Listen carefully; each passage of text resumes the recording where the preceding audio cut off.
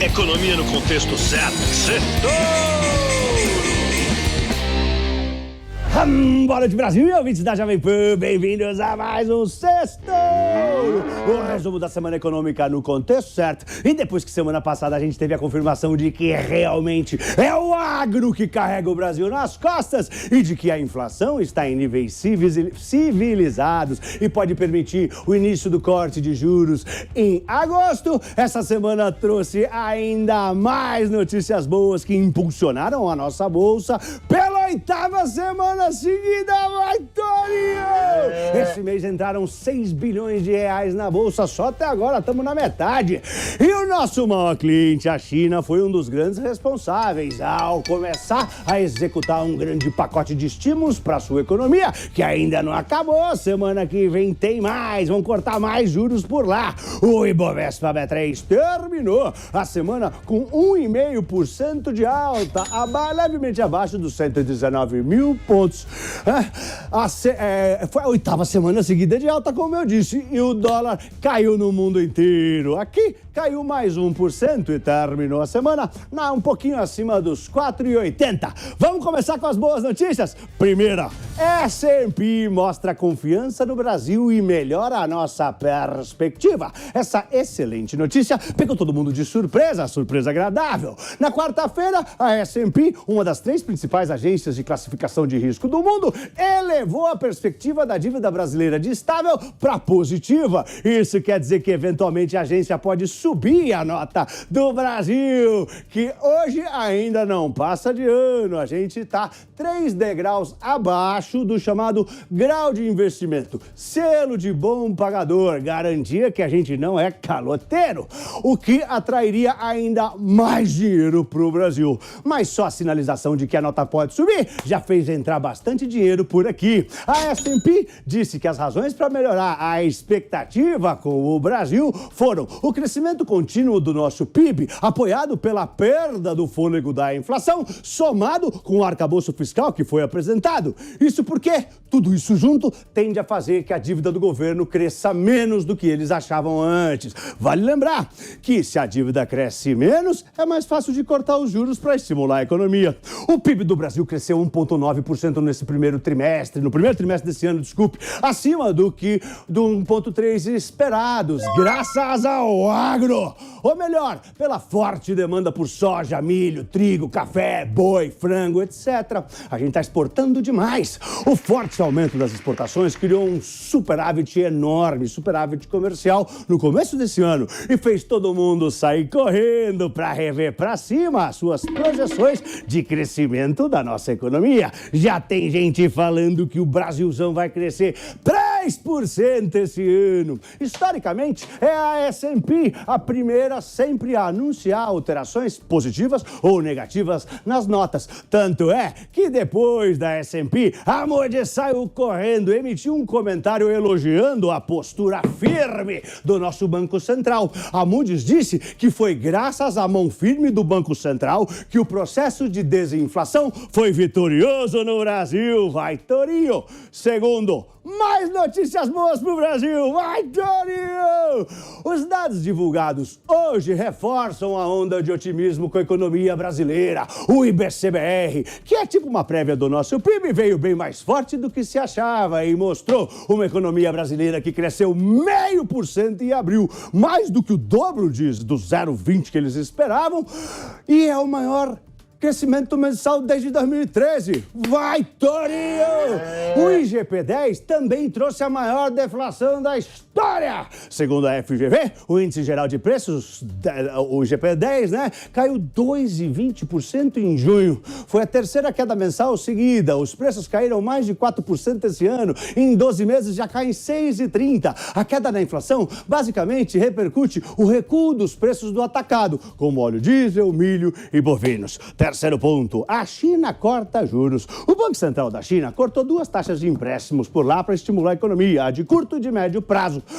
A demanda doméstica também está sendo estimulada com isso, que está meio capenga a demanda lá, né, desde a reabertura do Covid, do pós-Covid. A produção industrial da China está crescendo menos do que esperado, as vendas do varejo também. Estava na capa do Wall Street Journal hoje que um pacote mais amplo de estímulos deve ser anunciado já na semana que vem para investir bilhões de dólares em infraestrutura na China. Tá vindo aí. Tanto é que do minério de ferro ao cobre subiram essa semana. Vai, Torinho! Quarto, Fed faz alerta. Investidores não estão nem aí. Para surpresa geral, o Banco Central americano sinalizou mais 2 altas de juros esse ano, apesar de ter mantido os juros inalterados na reunião dessa quarta-feira, como era amplamente esperado. O que ninguém esperava é que ele fosse falar que ia subir o juros mais 2 vezes. Já foram mais de 10 altas seguidas de juros na América. Os juros por lá estão na casa dos 5%. É uma banda entre 5 e 5,25. E apesar dos alertas do Banco Central americano de que os juros podem subir até quase 6%, os investidores se apegaram aos dados ruins da economia e as bolsas continuaram subindo. O pacote de estímulos da China também ajudou muito, é claro. As empresas de inteligência artificial também dispararam por lá. Mas as notícias ruins da economia, que eles se apegaram, porque aí o Banco Central não vai conseguir subir os juros, por exemplo, foi o pedido de seguro-desemprego, que bateu 262 mil pessoas, acima das 245 mil que eram esperadas. A produção industrial de lá dos Estados Unidos também caiu em maio, quando o pessoal achava que ia aumentar. Na China, né, nem está encolhendo e eles já estão cortando os juros. Imagina os Estados Unidos que está encolhendo. Bom, isso fez com que os investidores não acreditassem que o presidente do Banco Central, o Mr. Jerome Powell, vai subir os juros 2 vezes. Aliás, ninguém consegue acreditar nesses caras, ninguém acredita nessas altas. E isso animou as bolsas. O Mr. Jerome Powell, esse cara, ele só fala besteira, só fala abobrinha, sem parar. É uma metralhadora de falar loucuras. Não dá para acreditar em nada do que o presidente do Banco Central dos Estados Unidos fala. Para vocês terem uma ideia, quando o Brasil estava subindo juros, ele falava que a gente estava louco, que não existia inflação, né? Mas com a pressão popular nos Estados Unidos, mostrando os preços subindo, falava, mas estava 3, agora está 6, como que não tem inflação? Ele, né, foi passando o tempo, ele admitiu que tinha uma inflação, mas garantiu que era passageira. Ele garantiu, é transitória, não se preocupe, essa inflação vai embora. Depois que a inflação nos Estados Unidos bateu a máxima dos últimos 40 anos no ano passado, ele deu uma de louco e veio nos comunicar que os Estados Unidos estavam com inflação e que ele precisava subir os juros. Vá! Quinto ponto, Banco Central da Europa também faz alerta e também é ignorado. A presidente do Banco Central Europeu, a senhora Christine Lagarde, que é chiquíssima, aliás, ela consegue ser mais perdida que o presidente do Banco Central dos Estados Unidos. Ela foi a última presidente do Banco Central do mundo a perceber a inflação e começar a subir os juros. Às vezes eu até desconfio que não é possível que eles sejam tão inocentes e não vejam os preços subirem, mas eu não posso falar, esquece isso aí. Na Europa, a reunião do Banco Central foi quinta-feira, ontem. Lá, os juros subiram mais 0,25% para 3,5%, que é o maior nível dos últimos 20 anos. O Banco Central Europeu que indicou que eles devem continuar a subir os juros para conseguir trazer a inflação para a meta, que é 2%. O tom mais duro do que o esperado também estava fora do script, mas as bolsas não deram nem pelota, continuaram subindo. A bolsa da Alemanha, por exemplo, o DAX, que é o índice alemão, bateu touro de ouro, máxima histórica hoje, sexta-feira. É o nível recorde. Nunca a bolsa da Alemanha teve tão alta. E olha que eles estão em recessão técnica, que são 2 trimestres com o PIB encolhendo. Imagina se não tivessem. Sexto ponto. Americanas admite fraude. Eu nem desconfiava. Eles descobriram que as tais inconsistências contábeis que foram encontradas no balanço foram por causa de uma fraude que durou anos. O pessoal roubando um tempão e resultou num buraco de 25 bilhões de reais. A culpa, de acordo com o estudo lá, teria sido da diretoria anterior. Ou seja, a culpa é do defunto. Todo mundo que tá lá não sabia de nada. São todos inocentes. De acordo com o relatório, 30 pessoas teriam sido beneficiadas pela fraude. Eles aumentavam os resultados da varejista para receber maiores bônus. A notícia animou os investidores, já que agora ficou mais fácil para a empresa sair da condição de recuperação judicial e pagar quem está devendo. Se gritar, pega ladrão. E para semana que vem tem decisão de juros aqui no Brasil na quarta-feira. Segunda-feira é feriado nos Estados Unidos, quinta e sexta é feriado na China. Na Inglaterra também tem decisão de juros.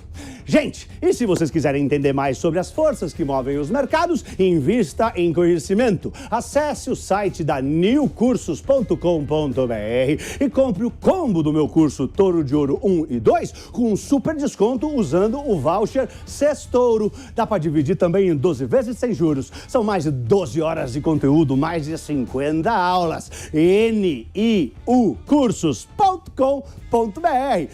Eu sou Pablo, boa noite e um lindo fim de semana em família. Ai, carinho! Ai, carinho!